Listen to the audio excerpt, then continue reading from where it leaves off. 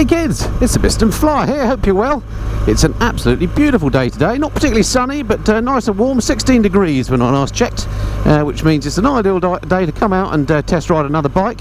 And by popular demand, I've borrowed from those nice guys at Bahnstormer in Maidenhead the latest GS Rallye to have a test ride on. So stick around, stay tuned, and I'll tell you what I think to the GS Rallye.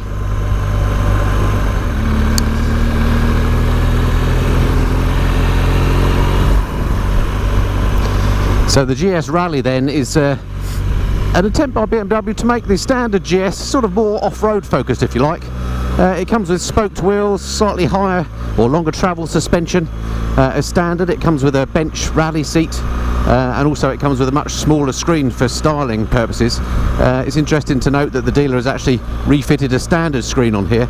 I actually think the standard screen looks much better and has got to work better than the tiny screen on the standard Rallye. So I think that's probably a good move and something a lot of owners will probably do. It's also got some different graphics around the tank. The colour scheme, of course, is different. It's got a blue frame with some frame protectors, which is rather nice.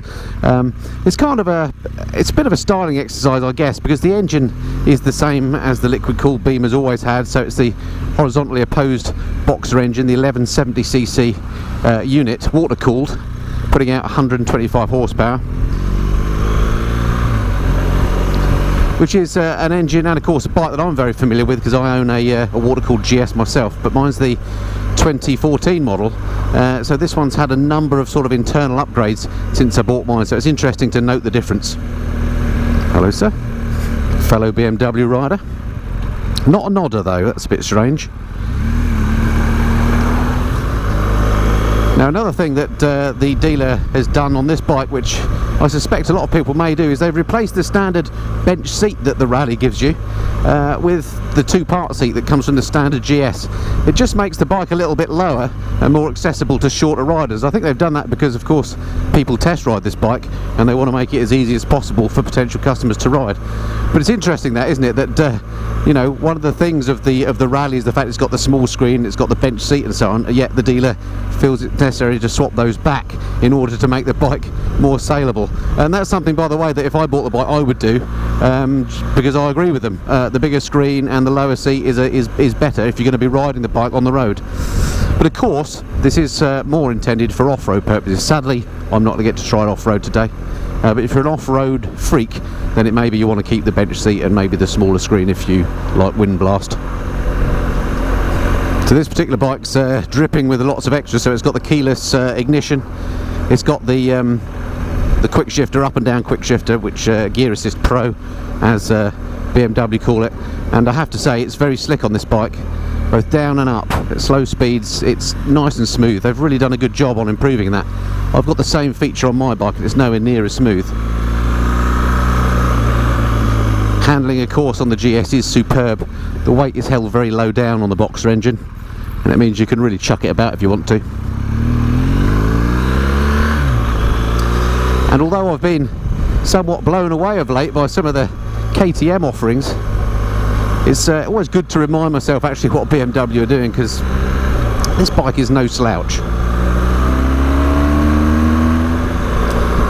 Now, one of the more significant changes on the GS Rallye, and indeed the other of the new GS's, the exclusive, is that they've now included something that they're calling dynamic ESA. This is where the suspension works itself out in terms of loading. On my older GS, you actually select whether you've got just the pillion on, whether you've got pillion and luggage, just the rider, whether you've got a rider and luggage, pillion and luggage, and so on. And the bike adjusts its ride height and settings accordingly. On this bike though, you can just set it in fully automatic mode and it will work out itself based on what it detects the loading and the sort of riding you're doing as to what that setting should be for the damping. Now, to my mind, that's interesting to have, but I actually quite like the fact that on my older GS you set that yourself. So if I'm going to ride, for example, with luggage and a pillion, I quite like the fact that the bike sits a bit lower if you don't reset the ESA. It means I can get my feet on the deck a bit more firmly. It gives me a bit more confidence when I've got a big load up. So I'm not sure that having the ability to do that automatically is a good thing, because I think the bike would just grow in height, and me being a shorter rider at 5'8", would actually probably find that a little disconcerting. However, for taller riders that may be better, and if you are a shorter rider, you don't need to be concerned, because the even on the newer bikes with this so-called dynamic ESA, you can set it to minimum or maximum as well, which is effectively a manual override to the automatic settings. On the minimum setting, it just assumes that you've got a rider only, and on the maximum setting, it assumes you've got, you know, full luggage, pillion, etc. Handling on the Rallye is just superb, like every other GS that I've ridden. It really is hard to fault the GS, really. As a mile muncher, it's comfortable. The way your seating position is lovely. You're nice and upright. You've got big wide bars. It's got an amazing turning circle. It feels light on the move, and it's light to move around as well. At very slow speeds, it's got great balance.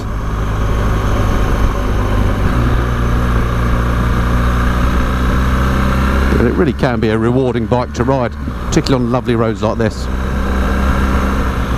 Now, I've got the dynamic suspension set to auto at the moment on this, and I have to say it just feels great.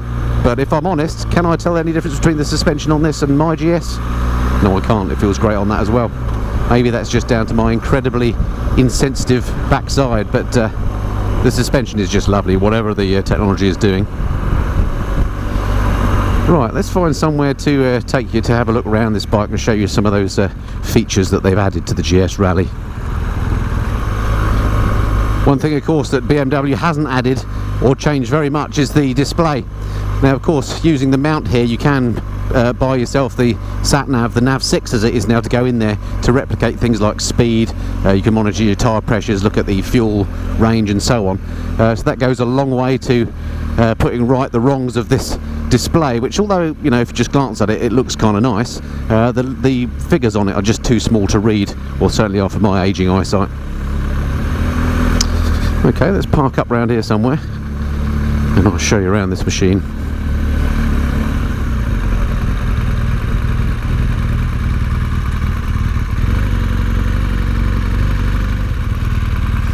This will do nicely.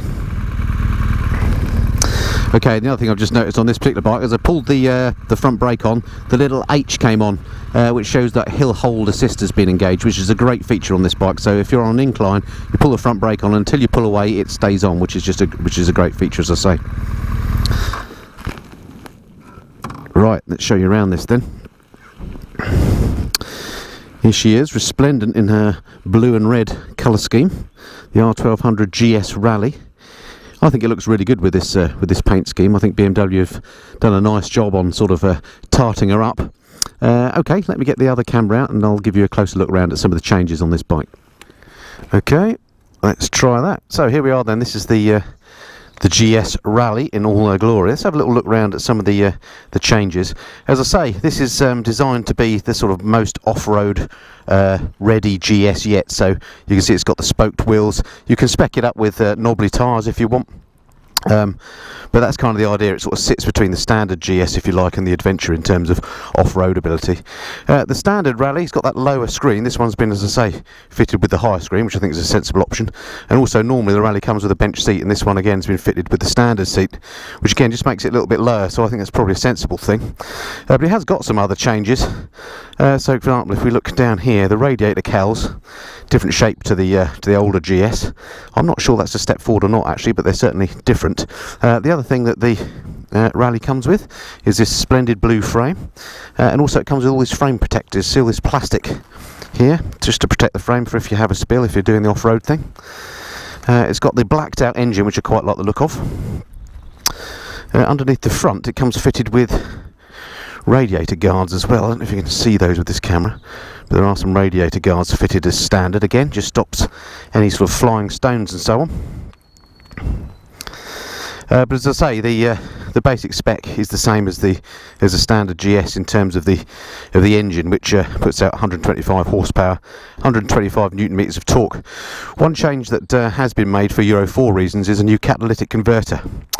But as I say, the output is unchanged as a result of that.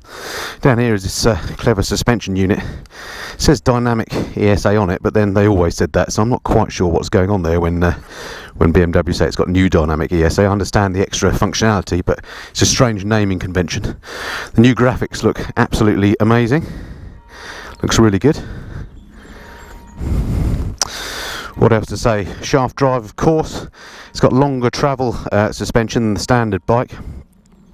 I think if you go for the bike with the bench seat, you're looking at 900mm ride height, so 20mm higher than the standard machine. But you can get lowered versions available from the factory. It's slightly heavier than the old GS because of the Euro 4 editions.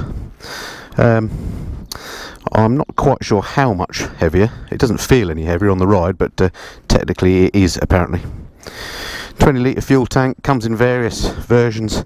There's a sport version which has all these extra bits and pieces that this bike has: the dynamic traction control, riding modes Pro, additional enduro settings, ABS Pro, the lean sensitive ABS, hill start control as we just saw, and some various other bits and pieces. If you go for this machine, I think you're looking at around about 14 grand on the road, and then if you have it with all those extras, you can quickly spec it up to nearer 18,000 quid. Alright, so I think that's pretty much all there is to show you on the bike. Let's jump back on then and take you for a bit more of a ride. Oh, the other thing just to mention that I didn't mention was it comes also on the Rallye with these big old enduro pegs, just so it's a bit easier to stand up on the bike if you're doing the off-road thing. So yeah, anyway, let's get on and ride us some more then. And this is where the keyless ignition comes on. Bring her to life by pressing that. I've got the key fob in my pocket, and then we just start her up in the usual way. There we go. A lovely part of the world down here. I'm just in the environs of Henley, by the way, just in case you're wondering, if you're not familiar with the area. Lovely part of the world. If you keep going down there, you can actually walk down to the lock at Hurley. There's a picnic spot and a cafe. It's all very pleasant.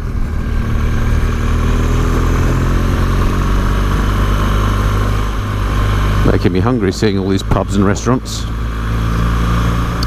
So I must just take this opportunity to thank the guys at Bahnstormer in Maidenhead once again for letting me borrow the bike for review. Aldo, Mark and the crew down there. Always very helpful. If you've not experienced BMW service before, then you're missing out. They really do know how to do service at BMW Motorrad. Well, whilst I remember, somebody did ask, sorry I've forgotten who it was once again, that when I do these adventure bike reviews that I try standing up, so let's give these pegs a go. Yeah, and the GS has always been an extremely well balanced bike, and standing up on it is completely neutral. It doesn't upset the balance of the bike at all. It's one of those bikes actually that you can ride slowly very easily, almost at a standstill. You can keep the bike upright, and standing up your hands just drop exactly where they need to be on the bars. You can just rest your knees on the tank to bring yourself forward a little bit, and it really is an easy bike to ride standing up, which is quite crucial if you're going to be doing off-roading, of course, which is what this bike is all about. Okay, I'm just coming up to Henley now, which is usually a pretty busy place, and you approach it over the bridge and there's some traffic lights, so there's always a bit of traffic here. So it's going to be interesting just to see how the Rallye handles a bit of town work. I hate coming down here in the car because you're always sat here in this queue, but on a bike, not an issue. Gotta love motorcycles. Nice Rolls Royce. Beautiful little spot down here in Henley. Technically, and every other way, it's actually in Oxfordshire, so I'm going to cross the border in a second when I get to the River Thames. View somewhat obscured by this dirty great truck in front of us, but not to worry. So here's the border with Oxfordshire. Henley, of course, famous for its regatta of the same name.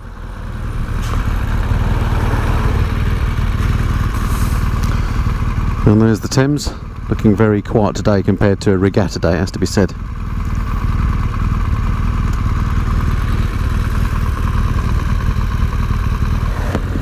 Right, we'll just try the big GS Rallye around some of these narrower streets and often busy streets in Henley.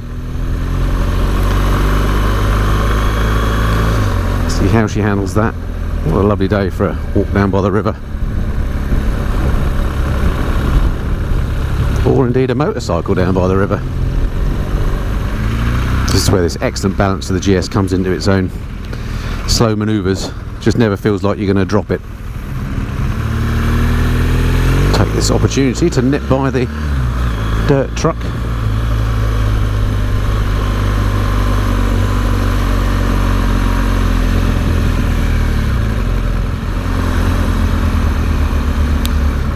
All sorts of sights to behold in Henley.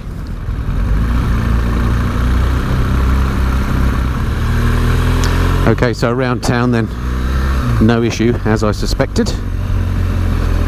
It's a real treat to ride around somewhere like this. Okay, on the return back to the dealer then, back over the Thames. Looking gorgeous. Okay, so that's pretty much it for my look at the new GS Rallye then. In summary, what do I think of it? Well, it's a lovely bike. I'm a GS fanboy, so I'm only going to say good things about it. Having said that, I do think it would have been nice if BMW maybe had updated the display and put an you know, a TFT screen in, but maybe that's for the next iteration of GS, who knows. But as an everyday bike, the GS is fantastic. The suspension is lovely on this machine. It's comfortable, it's nimble, it's light. I think the new graphics on the Rallye look really nice. Jury's out about the bench seat and the little screen, of course, but if you're an off-roader, that may be important to you. Wouldn't be important to me, but it's very much, you know, a lovely bike. There are some minor improvements, it's sort of evolution rather than revolution.